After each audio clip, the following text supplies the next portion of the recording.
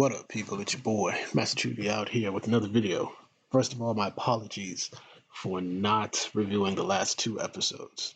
Just to give you my views, I loved them and I thought they were great. I had things going on, but I do needed to watch and definitely review the season 1 finale of Unicorn Warriors Eternal. And I have to say, it's fantastic. And it was great, and I believe that Genndy is definitely getting a season 2 of this show, given news that season 3 of Primal will be filming or will begin. But let's get to this episode. Just a quick thing. The episode starts off with Emma returning from the cosmic realm back into her family's room. And of course, she's distraught because, as we remember in the last episode, the evil had pretty much taken over and won and managed to separate her and Melinda from their fusion. And I definitely believe that we can call it a fusion because that's definitely what it is. But as we can see, she's desperately trying to get back. Her parents are confused. They're trying to console her. But she's like saying, no, I have to get back. They need me. And she desperately tries to find a way back to the point where she's almost going somewhat mad. Parents try to calm her down. She's in a bath, but she's busy writing different equations on the on the on her bathroom wall, much like Dr. Savannah did in Shazam 1. So her parents are distraught and decide to essentially call a doctor to basically take her to a mental institution. She has a dream pretty much of being split from Melinda, and she decides to escape. The doctor's there, so he has his orderlies come and try to take her. They go across a huge chase across the city, and she decides to basically, after giving them the slip, head to the magic district to see whether somebody there may have the answers to send her back to the cosmic realm. She runs into the magician many episodes ago, about 7 episodes ago, that had tried to essentially go in and rip her body apart, basically, or tried to commune with the spirit of Melinda. But he essentially tells her that, hey, I can't help you because I'm a charlatan. Everybody here is pretty much a charlatan. And there's nobody who can really help you. But what we do see is that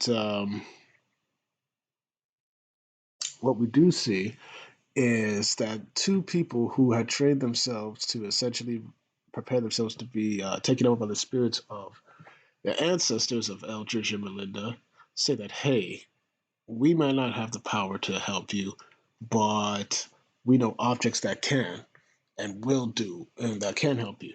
So she essentially goes with them in a sense to find a way to go. They have a Copernicus type of vehicle, and they're heading to the Northern Elves so that she can use the heart of the forest, which they determined as a means to get her back to the cosmic realm. But as they but as we find out, they managed to get the elves. Pretty much, the elves are like saying, "Who goes there?" And she's like, "Hey, I need to use the heart of the forest." Eldred's brother in Eldred's original body comes in, and he's like saying, "I would obviously saying that, hey, you should leave." But she's like, "Hey, if you don't allow me to the heart of the forest, I'll let everybody know what's really going on. That's not really Eldridge in his own body, but his brother's soul in his body." So he decides to acquiesce and say, "Hey, you can use the heart of the forest." Um, she uses it and manages to get sent to the cosmic realm, where she meets Winston in his werewolf form. Um, he basically tells her the up and up that basically the evil's taken over the cosmic realm. That Rakshasa, the tiger demigod, was essentially killed in battle, but everybody else is fine. So when she gets there, she's like she's basically telling them, okay, I'm here.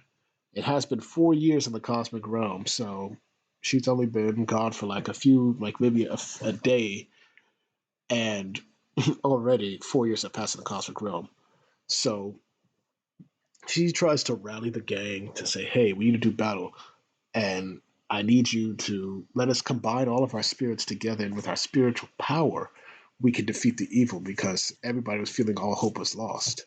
So Copernicus decides to basically, after some, after some pretty much persuasion, because he doesn't want to do it because he cares about Emma, basically, decides to say, okay, let's do it. So he first fuses the soul of Melinda with Emma. They reunite once again. Then he takes the souls of Winston, Alfie Sang, Aldridge, Aldridge, and Dimitri Dynamo, and Winston, and Merlin, who's also there. And they form this one super powerful being, and they begin fighting the evil. They have more power than just whooping all sorts of ass.